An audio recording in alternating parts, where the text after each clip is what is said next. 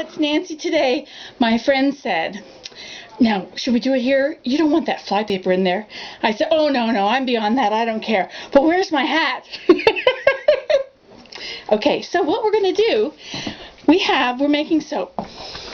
And Sue has this great idea. You take your beef tallow that you've rendered, which you've rendered. It still has little pieces of see the little pieces of gooey stuff? It's not meat actually. It's all the edges of the rind or something. The casings of the fat. Okay, so we want to get rid of that because we don't want that in the soap, right? Right. This is an easy way to do this. Because I was thinking of straining it, and if you were to put it in a strainer, you'd just end up with one heck of a mess. Nope. We're just going to, I'm having a little trouble doing this, get it out of the bowl, and then we're going to put some water in that pot, and we're going to heat up the water, and what will happen is the rendered tallow will melt again, and it will just float on top of the water, and all of the solid particles that we don't want in the soap are going to sink to the bottom of your pot of water.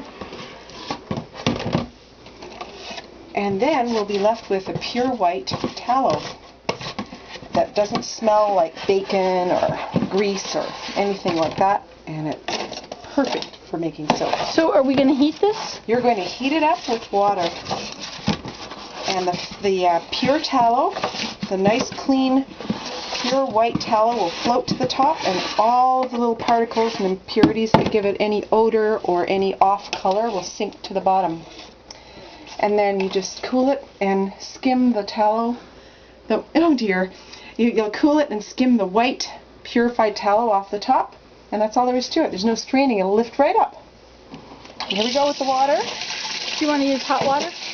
No need. It won't take long at all. And I guess we'll just film it when we have the product. So that's pretty good. That's a lot of water. I thought you were going to just put a little in the bottom, so you're going to float this whole thing in there. I'm going to float it because I don't want to pick up any of the particles. I want them all to sink to the bottom, and the weight of the tallow will sink it a little bit.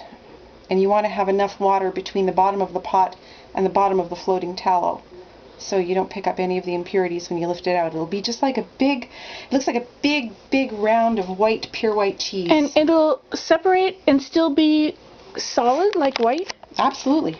Wow. This one. Okay. And actually maybe I should put a little more water in there. Should we unhook this from the side? If you don't want a grease fire, that's probably a good idea. Well, what's today? Saturday? No. This is July 6th, I think. Maybe another or time. Or the 5th, I'm not sure. It's the 5th. The 5th of July.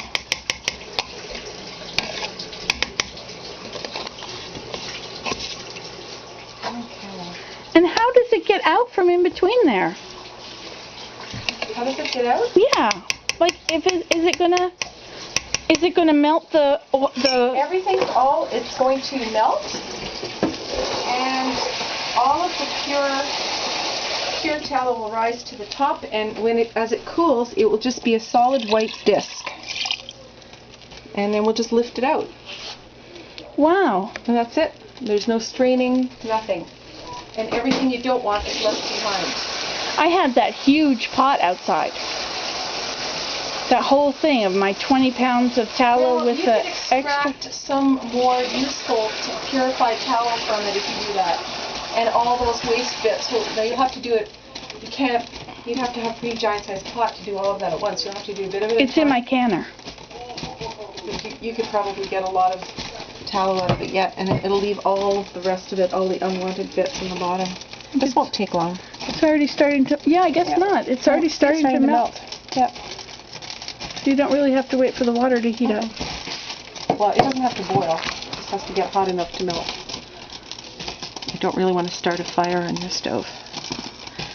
The thing you have to watch with this, as I found out from experience, is do not leave it unattended because it can foam up and boil over.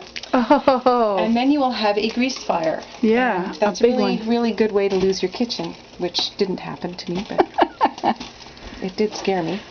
Forewarned is forearmed. Don't try this at home if you aren't prepared to stay with it. Do not abandon this project. Okay. This is really neat. It's starting. So I don't have to do anything. I don't have to sit here and poke at it. It's just fun. Got a little bit of my smoke coming out of the bottom.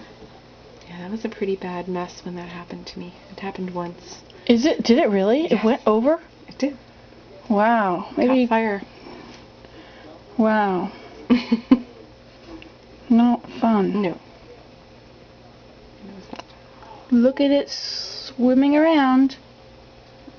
A watched pot never boils, but an unwatched pot of this burns your house down. Shh. I'll dissuade people from doing that.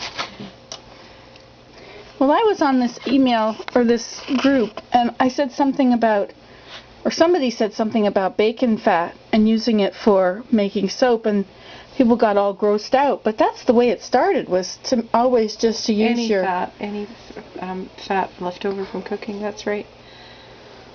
It's just the idea of it isn't very appealing, but once you do this process, it just removes the flavor, and it's a complete chemical conversion anyway. It's not fat anymore when you're finished. You get pure soap.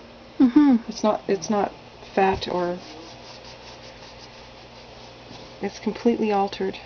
So it doesn't really matter. Actually, you can't really tell. Not too many people can tell anyway if you're using a vegetable fat base or a tallow base. You get a pure soap. So soap makers can tell, but I don't think anybody else can. I found that with the beef tallow, it got very hard. It's got a high hardness. I find it doesn't lather as quickly, although it does make a fine lather. Look at that starting to go. I feel like we're the newscasters and we're watching some event unfolding and we're dipping off into other conversations as we watch. This is just watching the shuttle launch or something. That's right. We're gonna run out of time for it to melt. That's right. And do what it's supposed to that's do. right. We're on 7:30. We can only go to 10. Okay, come on, hurry up. Do your thing. Think. This is so neat. Some people add a little bit of baking soda, but I don't think you need to. And if you did that, then it would more likely to boil. Yeah, I think it may boil over that way more. See that off-colored business? That's all going to end up at the bottom. That will all Now, go how sink. did you find this out? Did you just experiment? No, I researched it. I think I found it on the internet, or I had this Harrowsmith book. It may have been in that. Anyway, I did experiment a little bit. So what would this be called? Purifying the rendered fat? I suppose so. I mean, Clarifying or purifying. Clarifying. Like clarified butter. It was just, I don't know. With soap, there's no reason you couldn't make soap with it the way it is now. You certainly could, and it would be usable. It's just aesthetics. So it's because handcrafted soaps, the appearance of them is so important. That's sort of part of it. You want them to be pretty, and so you'd like to start with I know, as soon as the camera goes on you, it totally changes it, right? Instead of just visiting, it's now like, what do I look like? I don't want the camera on me. Okay. I look really hot and sweaty. So anyway, about this, right, you want it to be a beautiful product. If you're going to go to the trouble of hand making it, you may as well have it be beautiful, and it's as simple as just... What is your recipe usually? Do you use tallow? I do both. I do it both ways. What is the other way?